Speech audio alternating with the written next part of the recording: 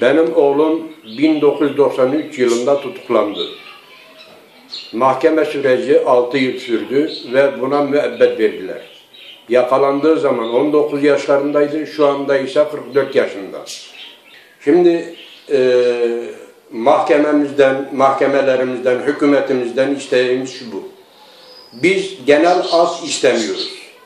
Sadece balyoze tanınan hakları, FETÖ'nün zamanında bu çocuklarımız yargılandı ve şu anda çoğu içeride.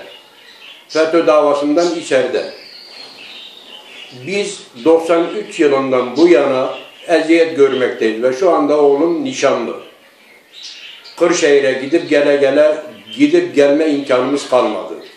Mahkemelerimizden ve Adalet Bakanlığımızdan, hükümetimizden bu İslami hareket durumunda tutuklanan kişileri duyarlı olsun ve yeniden yargılanma süreci açılmasını istiyoruz.